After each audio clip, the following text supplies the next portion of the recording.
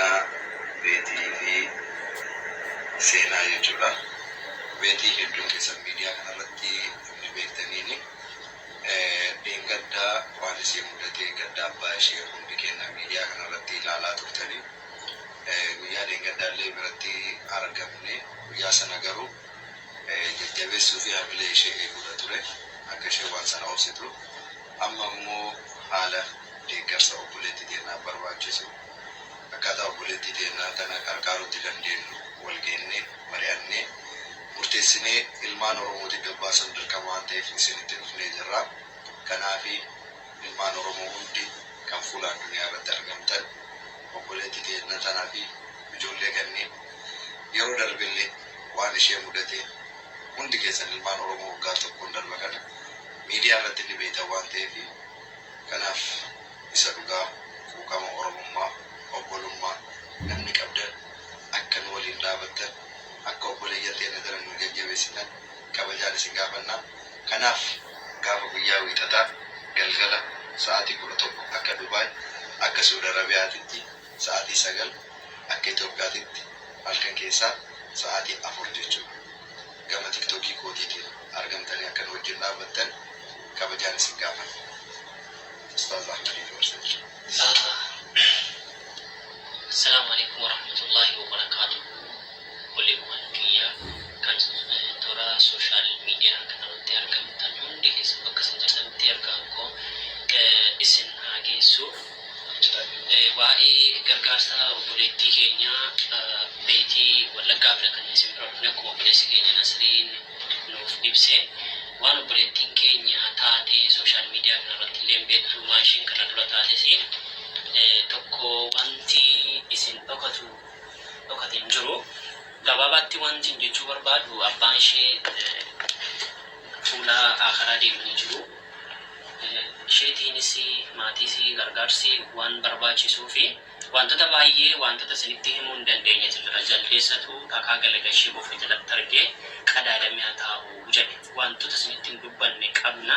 Ituu waan kana baasnee isinitti dubbanneeti waan miira keessa isin galchuu waan garaagaraatu jira waan ta'eef akka bira dhaabbattanii akka gargaartanii namni tokko nama gargaaruu fi ba'ii fedhii qophaa'aa guyyaa wiixataa mana Nasrii Aanolee akka sa'aatii Dubaayiiti waan miira keessa isin galchuu waan garaagaraatu jira waan ta'eef akka bira dhaabbattanii akka gargaartanii namni tokko nama gargaaruu fi namummaan qofti ga'aadha. Nuti immoo namummaa qofaan walitti hin hidhamne Oromummaa waliin qabna.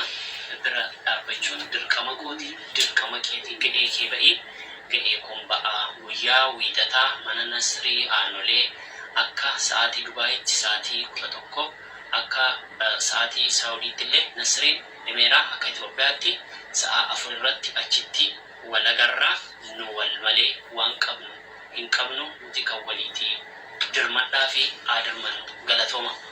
Ayyee ulfaadhaaf taaf naafi waan xiqqoo. Tole hunduma keessaniif nagaa Waaqayyoo isiniif haa baay'atu.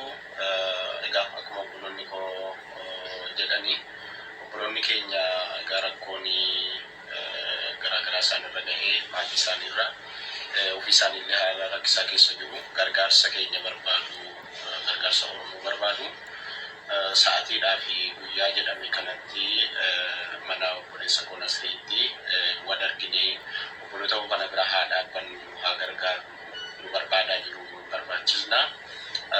Guyyaa sana hadaraa wal arginee obboloota keenya gargaaruu jedhama. Walumaa galatti akkuma obboleewwan keenya isiniif ibsuu yaalanitti keessattuu obboleettiin teenya beetiin jechuudha. Haalli yeroo ammaa kana fayyaan isiirra jiru hedduu haala nama yaachisu keessa jira.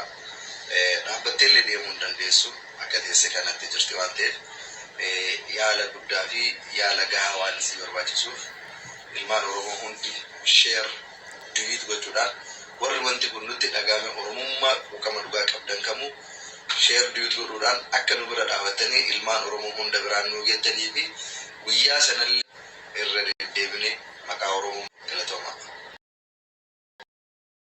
Dhugaadha. Meme urjiin kun amma dhuftee kun boonsinaan googilii irraa fiduu fi danda'a ragaa wajjin walloon akka wantini raayyaa walloo jedha asirratti tokko miti nuti akkana kan jettee godina keenyaatti hin jiruun uffatamulleedha. Oromoo Walloo kan uffatee beeku aadaa raayyaa fidaamees. Kun aadaa uffata keenya miti gaa uffata raayyaati. Raayimmoo Amaara ofiin jetti malee Oromoo ofiin hin jettu. Nama Amaara ofiin jettu ittiin Oromoo godhuu dandeessu eenyunni raayyaa maqaa raayyaa qabatee kan an Amaara ofiin jedhe naaf hidhime nama tokko. Kan afaan Oromoo dubbataa nuti Amaara jedhu. Isaan Amaara ofiin jedhan.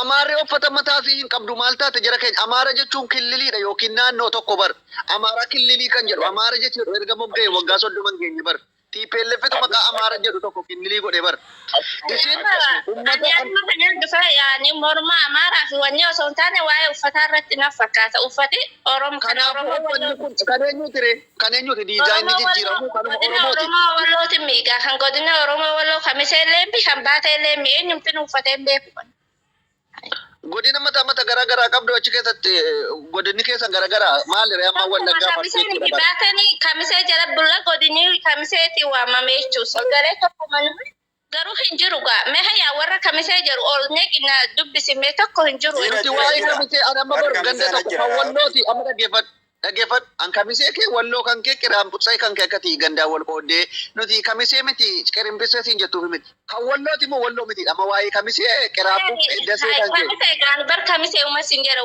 kamisee ni amma waa'ee walloo na jira malee kamisee keessaa dhaqi kamisee adda baafadhu siin jedhu kamisee qofa walloo jechuun kan aadaa walloo kamisee hin miti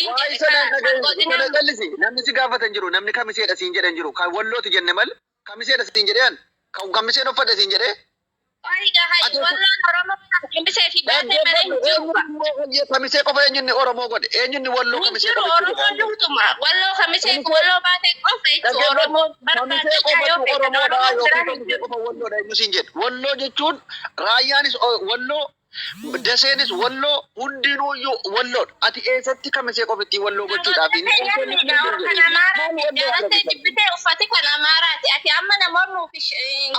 Amaara of hin beekne Amaara faannoo guddaan si ati kan afaan Oromoo dubbatu ci kolkoloo Amaara wanti jedhamu hin jiru uffanni Amaarri qabu hin jiru. Amaarri maqaa killilii itti dheengadda TPLF walitti isin qabuudhaan moggaafte isin Oromoo qulqulluu raayyaa Oromoo uummanni qimaanti uummata afaan isaa qabu uummata saba isaa qabu uummata of danda'e giddiidhaan Amaariffa dubbachuun Amaara wanti jedhamu hin jiru Amaariffa dubbachuun danda'a namni kamuu. Namni afaan Amaariffaa immoo afaan ta'e wattaaddaraati afaan wattaaddara kan saba tokko yookiin Amaara jedhamu hin jiru. Dirqiidhaan uummanni Amaaraa jira sabni Amaara jedhamu jira jettanii nuu himuu barbaaddu. Sanuu immoo bari kamisee qofittiidha walloon jechuu barbaaddi bar. Oromoon guutuun naannoo sana keessa jiru walloo. Baatee ta'ii kamisee ta'ii dasee ta'ii waan adda addaa ta'e gin hundi keessanuyyuu walloo naachuu. Min Amaara ilaaluun Amaara mibbal beeree lem jennee qaata sanitti himne bar. Jiru maal beektaa warri siyaasa galee. Ummata siyaasa illee beekuu jira kan annama siyaasaati na hubadha. Inni politikaa ta'uu danda'a har'aa miti. Ilaalcha siyaasaatiin akkatti ilaalaa jiru. Akkanatti diina cabsitee yoo hamilee cabsitee uffata kee deeffatta malee kan kooti miti kun kan Amaaraati jettee dabarsitee kennuufii qabda otuma ta'e jarisi dhiibanii waan Amaariffaa walloo jechuun maal jechuudha? Maqaan walloo jedhu bar maqaa maal taatan jira keenya raayyaa jechuun maal jechuudha? Raayyaa jechuun raayyaa abbaa maccaa raayyaa ittisa biyyaa jechuun maal jechuudha? Maqaa Oromoo qulqulluudha bar ummata of wallaaluu wanti jedhu wajjin rakkadhean. Raayyaa keessatti lafti hedduu yoo ilaalte maqaa afaan Oromooti. Walloo guutummaa keessatti immoo yoo ilaalte maqaan hundumtuu afaan Oromootiin moggaa'ee jira. Warra iluu warra imanuu. Nama waa'ee siyaasaa qofitti sirriitti galee fi waan kana dubbatu malee waslaattaa mana madaamii keessaa distifaa qafaqaa zimbilaa waa'ee siyaasaa illee hin galleef na wajjin wacitu. Diyaasporaas haa ta'u zimbiloo tiraakusti qujbaloo sila poolitikaa isaa gabaa'u yemmuu barabbir sa'a loddim. Nama siyaasni galeef eessaa jiraatu? Abdusee dhaga'i. Ishiin kun amma maal jetti? Kamisee fi baatii duwwaadha jechuun ishee amma dogongora tokko guddaadha akka siyaasaatti maaliif? Walloo guutuu Oromoon wanti niidha kamisee qofa jechuu jirti bar walloo jechuun kamisee fi intinii qofittiidha jetti bar baatii. Nu walloo guutuu keenya jennee amanna galaan akka siyaasaatti immoo ilaalcha siyaasaatiin sii gala. So kanaaf warra akkasiitiif iddoo hin kenninati. Iddoo hin kenninniif don't give them a shit. Kanaaf ati hamleen kesin cabin jabaadhu itti fufi. Wanta kan yaadin ibn wayyaan kun amma kan bakka barbaade haa ta'u. There is no problem.